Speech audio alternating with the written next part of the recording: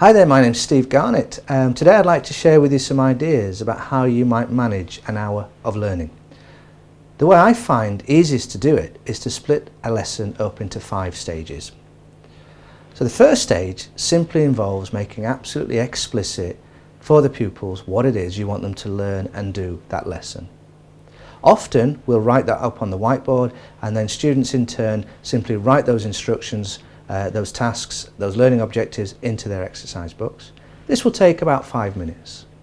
The second stage then, stage 2, I describe this as hook 'em early. What you're trying to do here is engage and motivate through some interesting 5-minute or so activity. Sometimes this might be an amusing video clip, sometimes it could be some kind of challenge or a puzzle. Whatever you choose, you're trying to hook and engage the interest of the youngsters for the lesson that's to follow. Again, about 5 minutes. So that was your second stage.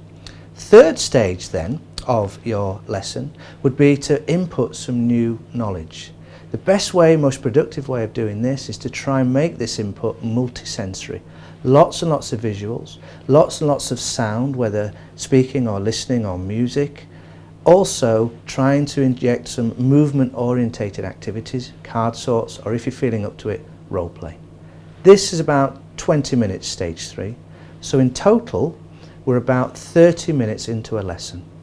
Stage 4 then involves the output. And I like to just think of this as ways in which youngsters can show they know and understand what it is that they've been learning in the first 30 minutes. Often it's appropriate and sometimes really productive to offer choice. What I mean by this is sometimes it might be appropriate for youngsters to express their new knowledge and understanding through poetry, or through a poster, or through a role play, or through some kind of model.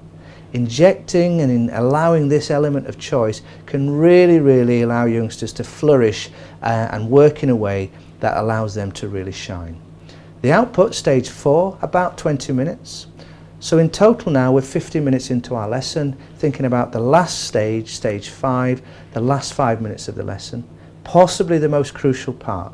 This is what we call the review session, and it's an opportunity for pupils and the teacher to look at what the youngsters have learnt, partially learnt, or not learnt at all.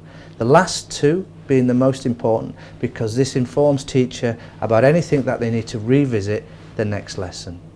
Okay, so an hour's worth of learning. What's the best way to manage that? Potentially you could split it into 5 stages and the ways we've just described, and from there a productive and enjoyable lesson hopefully should follow. Thank you very much. My name's Steve Garnett.